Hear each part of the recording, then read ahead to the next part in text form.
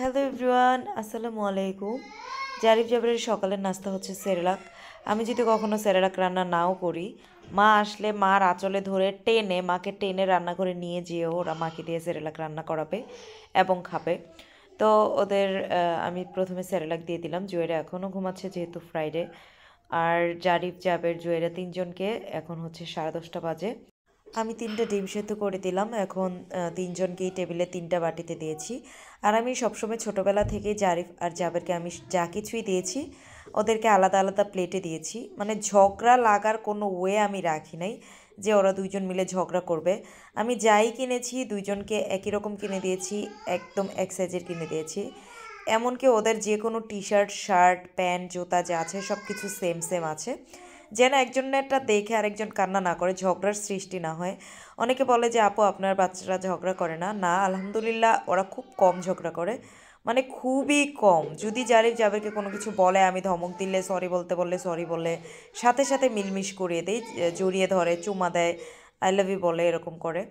তো এভাবেই হচ্ছে আমি ওদেরকে মানুষ করছি আলহামদুলিল্লাহ। আর আমার আত্মীয় স্বজন যা আছে সবাই জারিফ জাবেরের অনেক বেশি প্রশংসা করে, যে মনেই হয় না যে বাচ্চা ঘরে আছে, বা মনেই হয় না যে ওরা বাচ্চা। কোনো চিল্লাচিল্লি নাই, কোনো কান্নাকাটি নাই, যা বলবো তাই শোনে, যা দিব তাই খাচ্ছে মাশাআল্লাহ।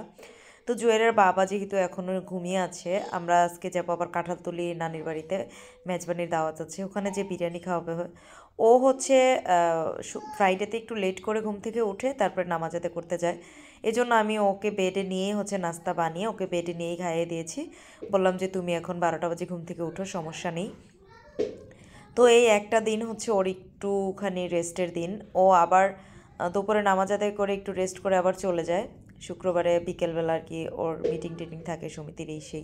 জারিফ জাবেরকে সাদা পাঞ্জাবি পরিয়ে ওপরে কোটি পরিয়ে দিয়েছি, আর জুয়েলের বাবা হচ্ছে ওদেরকে মুছে টুছে আতর দিয়ে দিচ্ছিল। আর আমি ওদের মুখে একটু তিব্বত পমেট দিয়েছি, এই জন্য ও মুছে দিচ্ছে, যে চেকচেকা নাকি দেখা যাচ্ছে। ও আর কি চকচকা জিনিসটা পছন্দ কম করে। তারপর জুয়েলের বাবা নামাজ আদায় করে আসলে আমি আর জুয়েলের রেডি হয়ে গিয়েছিলাম, আর জারিফ আর জাবেরকে নিয়ে জুয়েলের বাবা নামাজ আদায় করে আসছে। আর আমরা এখন চলে যাচ্ছি রেডি হয়ে কাঁঠালতলি আমার নানুর বাসায়। জুয়েলের বাবা হচ্ছে লেট, মানে বের হয়ে এখন আর কি তালা দিবে ঘরে।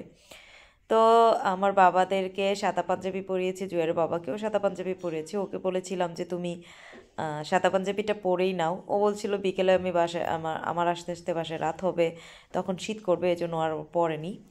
আর আমি ওকে বেশি একটা ভিডিওতে আনি না, আর ও পছন্দও করে না। আর যখনই ভিডিওতে আনি এরপরেই মানে আমার হচ্ছে অশান্তি শুরু হয়ে যায় সংসারে, যে কোনো জিনিস নিয়েই হোক, মানে নজর যাকে বলে আর কি। তো যাই হোক, এখানে জারিফ জাবের জুয়েরিয়া আর সব বিচ্ছু বাহিনী মিলে একসাথে খেলছিল, আর আমি ওদেরকে সুন্দর সুন্দর করে ছবি তুলে দিচ্ছিলাম অনেকগুলো।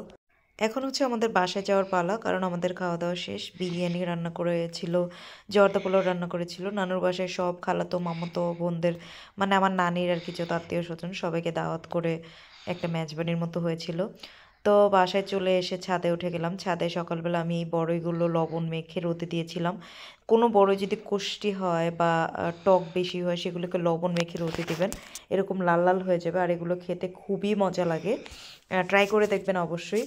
আর এখানে আমি খাচ্ছি, আখি, নিধা, জুয়েরিয়া সবাই মিলে বড়ই খাচ্ছি ছাদে। ওদের বুদ্ধি দেখলে মাঝে মধ্যে মানে আমি নিজেই হতাশ হয়ে যাই। এই নামা,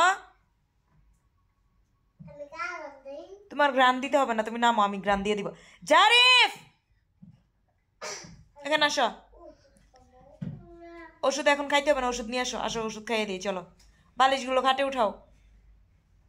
এই জারিফ, বালিশ খাটে উঠাও, বালিশগুলো খাটে উঠাও। আসো বাবা আসো। ও কেমন সোনা বাচ্চা, ওখানে মজা নেই, আমি তোমাকে মজা দিচ্ছি। তুমি এখানে আসো, আমি তোমাকে মজা দিব, আসো।